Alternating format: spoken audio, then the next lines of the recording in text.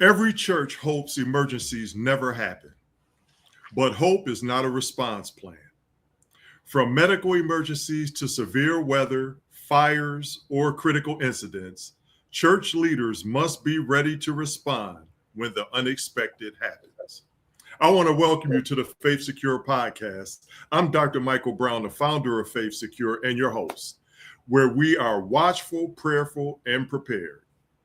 The title of today's episode is When the Unexpected Happens, Emergency Response and Resilience in the Church. And today I got a good one. I got Mr. Robert C. Vance III, an internationally respected emergency management professional with more than 30 years of experience in safety, disaster management, business continuity, and resilience planning. Rob serves as administrative director for safety, emergency management, business continuity, and radiation safety at Keck Medicine of USC and contributes to crisis management education at MIT. He has also worked extensively with houses of worship on emergency preparedness, making him uniquely qualified for this conversation. He also happens to be a dear friend of mine who I've known almost my entire life. Welcome to the podcast, my brother. Dr. Brown, thank you for having me. I'm so honored to be here. Oh, man, it's great to have you. Today, we're going to talk about emergency response in the church environment. Are you ready to get started? Let's get started. All right. First segment, Rob, we're going to talk about why emergency preparedness matters for churches. So the opening question is, many churches focus on security threats, but not necessarily emergency management. Why should churches think about preparedness more broadly? So let's start out with a guiding principle for houses of worship, and that's found in Matthew. And he tells us to be as wise as the serpent and harmless as the dove. And so using that principle, you should, as a house of worship, be using a whole response strategy. And most houses generally just look at security. That's all they worry about. But knowing houses of worship, folks are going to come to your house looking for things when that event happens. And if you're not prepared, then you might have another issue or chaos. So using that Matthew principle, it teaches us to be prepared for almost anything. All right. On that vein, what types of emergencies do churches most commonly face? So a lot of churches run into missing children, wandering parents, which I've seen a lot. The parents are aging and they get up and go to the restroom and then they're wandering off campus and you have a hold of, chasing down your parents or someone else's parents. And some are really dangerous outside intruders that are coming in to do harm or cause harm. And so those are the main events that are happening. Again, you have another level of events, Dr. Brown, that focus on medical emergencies, again, with that same audience, older adults. You have trips, slips, and falls. Mom wore the shoes. She hasn't worn these shoes before. And then yes. Right. Then she breaks an arm and then you're like, okay, well, where is your first aid? And so there you go. Yes. And we're going to deal with that more as far as the medical emergencies. So now I'm going to test your knowledge. I need you to make us smarter, Rob. All right, Tell us explain the difference between security planning and emergency management. All right. So security planning is generally for events that will happen. Emergency management and business continuity doesn't really care what kind of event it is. Its only responsibility is to ensure that whatever the event is, you have items, processes, policies in place for that event. And it's kind of hard because you're planning for black swan events, which is another term in emergency management we use. And also there's another thing that has to do with a lot of houses of worship, normalcy bias, because it's never happened. That's right. Why Absolutely. plan for it, right? And so the next thing you know, it does happen, and the churches don't have a plan for it. And the board is called out, the elders are called out, the pastor, your conferences, the conference leaders. They're like, why don't we Mm. have? And that's so, in order to stop the finger pointing, which can happen, a lot of houses of worship should prepare for that never event. And you're going to lead me right into this next question. So, what responsibility do pastors and church leadership have in emergency planning? Okay, so it falls on the church leaders to ensure that Mm-hmm. there are policies and procedures in place. Um, and that's who they're going to look at, the elders, the treasurer, the head deacon, deaconesses, all those Yes. folks are who they're looking for to do something. That's right. There's an additional portion. The members are responsible too. Not Mm-hmm. coming to the house of worship or the church and thinking that everything's okay. It's just unfortunate.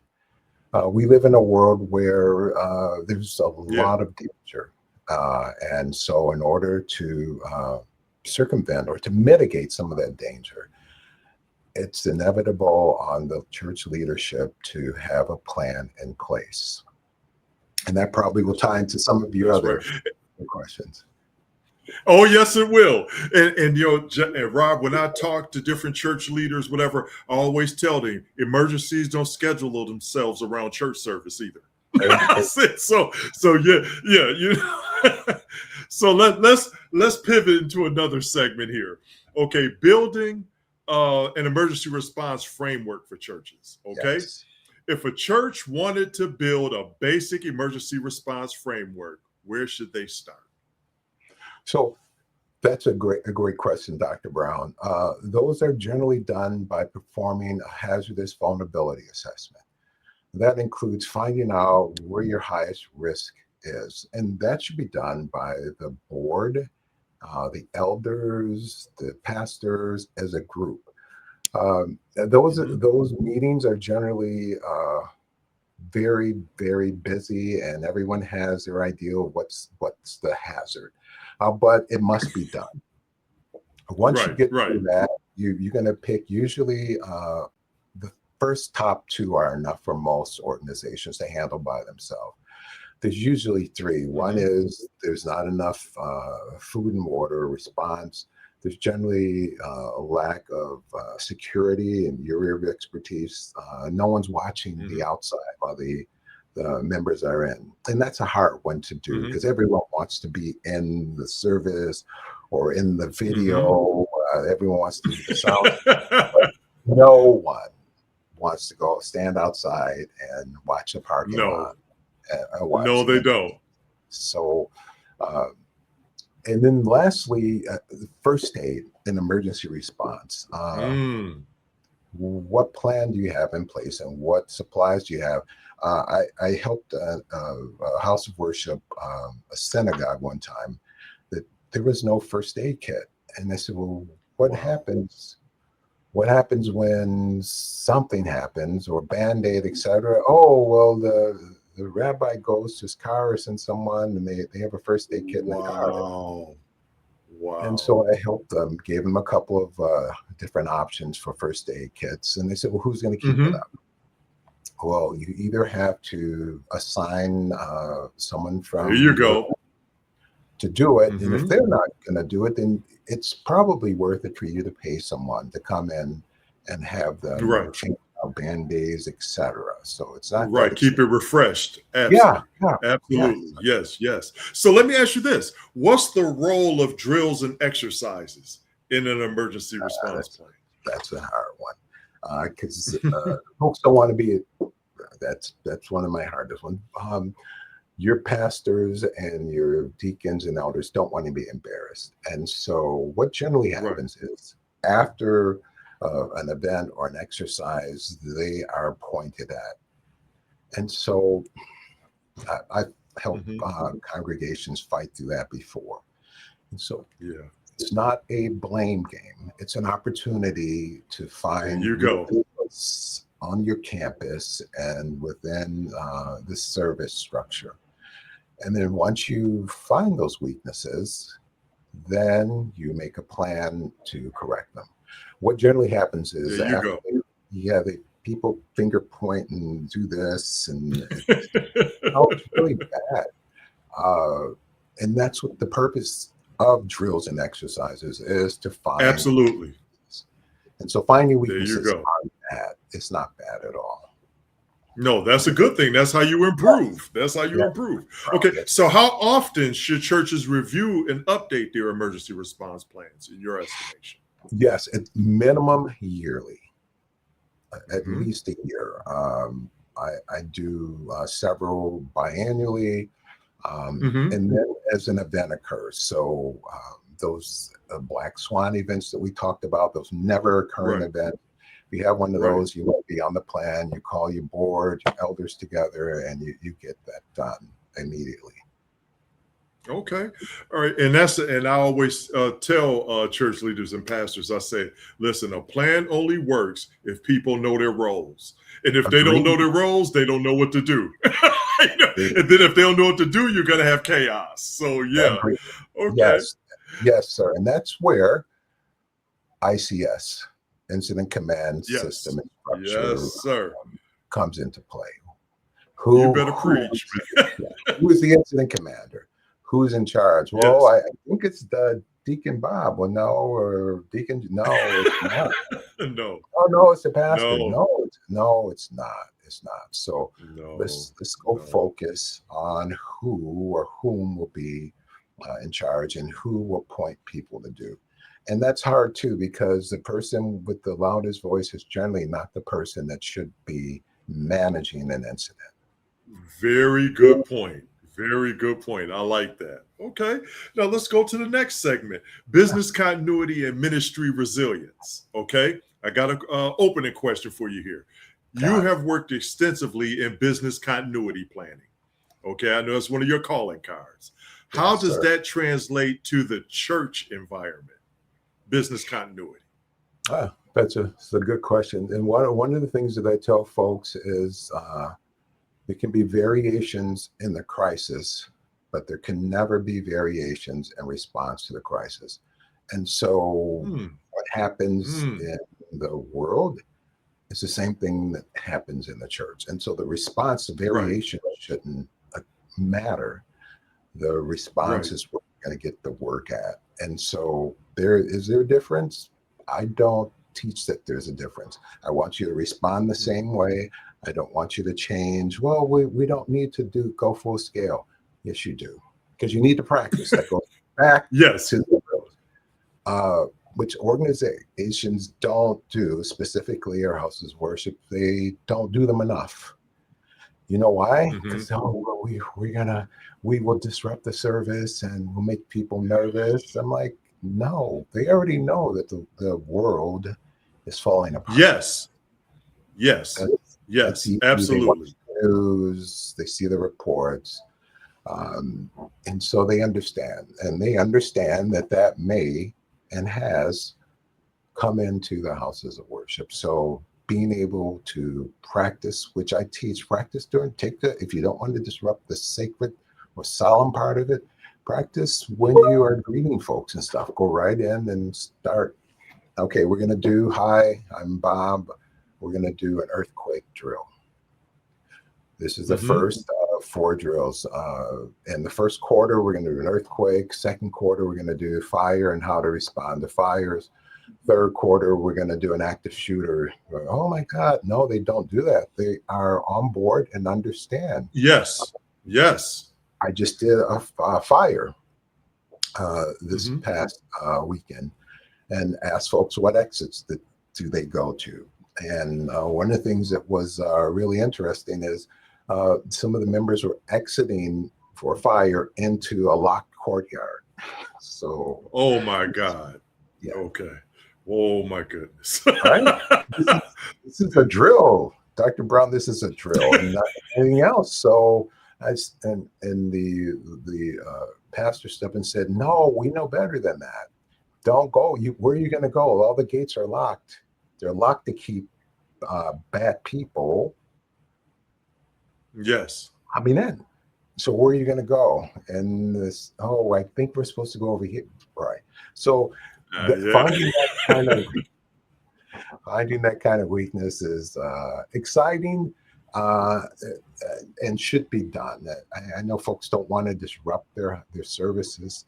Then Yes. find a good time to do it, and do it at least quarterly. Yes.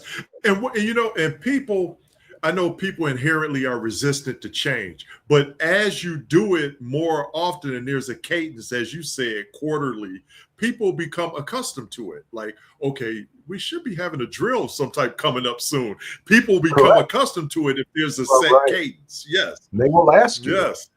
They will. Yeah, exactly. So Yep, that's true. here's another tip, Dr. Brown, that I like to do. No more than $25.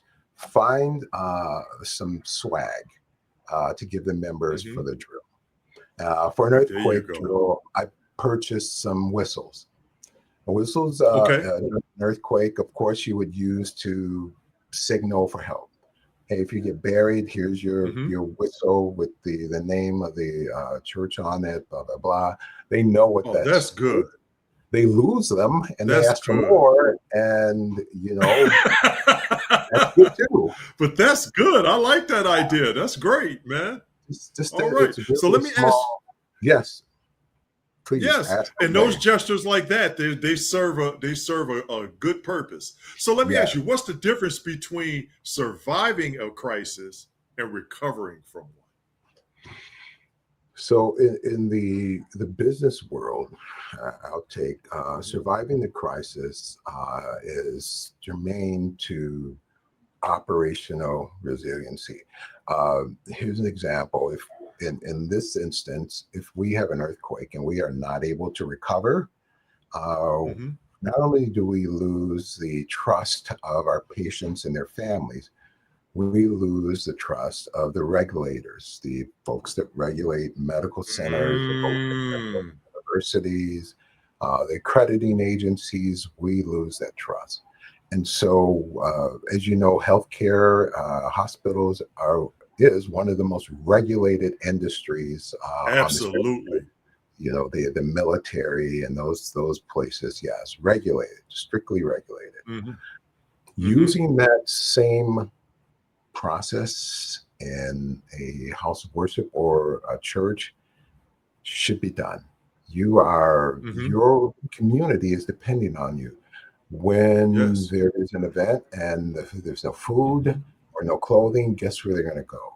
They're going to come to the church. You. Yes, you're right. You're right. Your potluck. Your potluck is one of those things that folks are used to. And I've noticed in some of the organizations and churches I've come to, you have folks who are actually dependent on that food. Yeah, so absolutely. People are like, oh, you're right. We just bring food. No, you're feeding a community. You can see that members are suffering and who need a little bit more to make it through the week. And so even now, I say, hey, to buy an extra veggie lasagna plate or make it and then just leave it there. Oh no, there's too much food. No, it's not. Open your eyes and see that folks need that. They need it. That's right. That's right. You got to pay attention. You're right. You're right. So we're gonna pivot here, Rob. I'm gonna give you a scenario. Okay. And this, I told you, you touched on it earlier, but we're gonna bring it back. This scenario is a medical emergency during worship. Okay. Nice. All right. So here's the scenario. I'm gonna give you an alley-oop. So here we go. All right. So now, during church service it's a church service with over 1,000 attendees. Okay. A congregant collapses in the sanctuary. Panic spreads quickly as that's right, as ushers attempt to respond while someone calls 911. Here's the question: what should happen immediately in this scenario? So some scenarios are huge, and it has two parts. What should happen immediately? Someone should be calling 911. Right. And And two, all of your medical personnel, your nurses, your doctors, etc., should be responding to that. Your Right. deacons and deaconesses and elders should be moving people away from the congregant so that folks could access her and help her or him through the event. Mhm. Here's an area that folks miss. You have first responders coming. They don't know your campus. That's So right. make sure that you send someone out there to direct Joe fireman and Bob the police officer into your campus. Right. And two, most campuses are secured. Someone's got to unlock the doors and actually get them in. Mhm. But here's where the emergency preparedness, the continuity of operations comes in. Somewhere on your vulnerability assessment, someone should have said, we have 400 people that are over 65. Generally, folks over 65 may or may not have heart conditions, may be on blood pressure medicines, blood thinners, etc. Mhm. Where's our AED at? Do we have an AED? Where's our first Right. aid? The first aid kit is buried in the pastor's office. Oh, okay, well, where is it? Where's your blood pressure monitor? Where's all those things? You know, you have doctors and nurses in the audience. Where is the equipment for them to start saving this congregant? And lastly, connected to that is involving and training. And so we've had instances just recently where someone was trying to help. They thought they were doing well. The nurses weren't in the congregation. And he took the person's head and pushed it down like that with a pillow. He thought he was helping. I said, you are collapsing her airway. I said, that's the wrong. Yes. No. But how would they know? They thought they were helping. That's right. The person's head was on the ground. So you give them a pillow, you cover them with a blanket. No, you don't do any of that yet. You don't touch them. And so he was unfortunately, he was a little upset because we pulled him away, but he was actually harming her. So how do you take care of that? Red Cross, other organizations that do first aid and emergency response training are what you have to do. Good point. It's $80 to $85 a congregant, a person, depending on the organization, and that's worth it. Then you must find, you must have an AED. I mean, it's so easy to for folks to be out of rhythm, etc. And the AEDs are so advanced now; they'll do everything for you. You put the pads on, etc. They'll go right through it. It'll shock, and it'll keep them going until the first responders arrive. I know that was a long response, Dr. Brown, but it's no. That was good stuff, man. That was good stuff.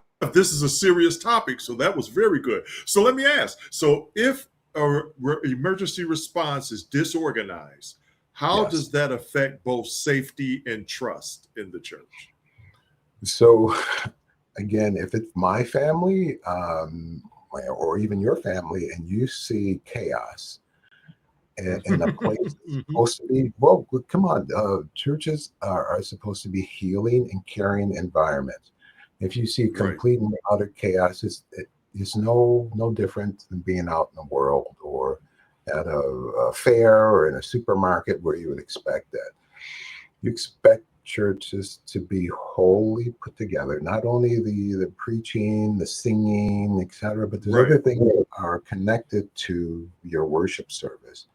And when those things are functioning well, God is glorified. When they're not, God is not the author of confusion. Of confusion. No, he's not.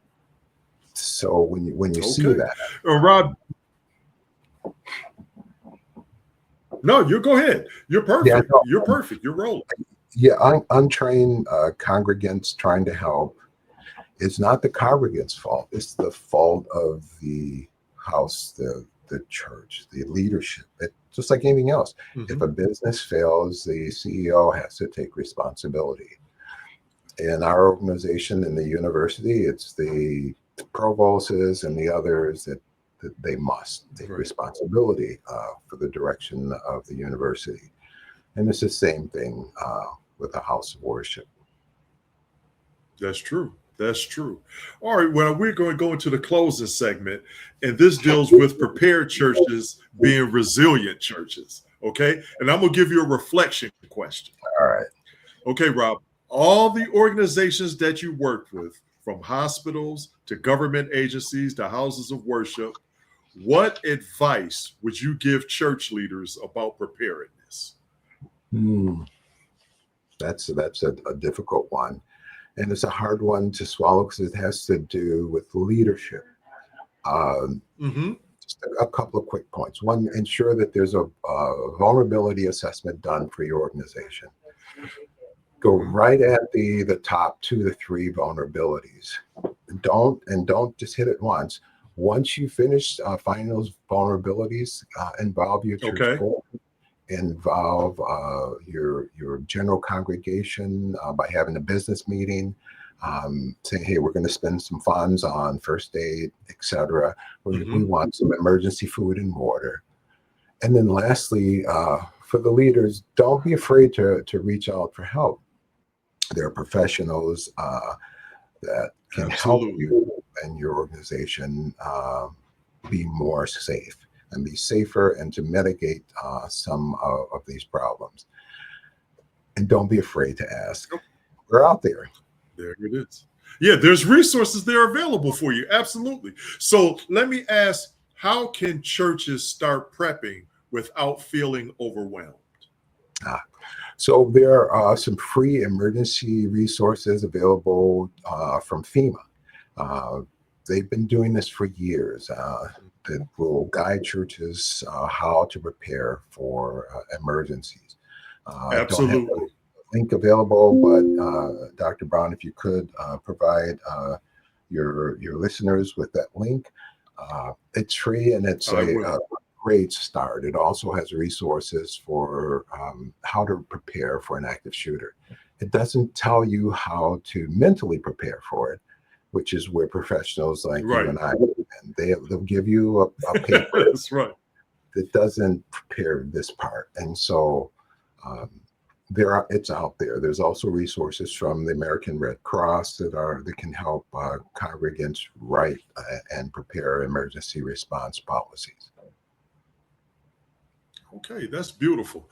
Thank you for sharing that, Rob. I'm going to tell you, it's conversations like this is exactly the reasons why I'm bringing together leaders such as yourself across multiple disciplines: emergency management, physical security, cyber security, and governance, to help churches think more holistically about safety and preparedness. So later this season, we're going to be having the Faith Secure Church Security Leadership Summit, where we're going to continue discussions like you and I have had in more depth.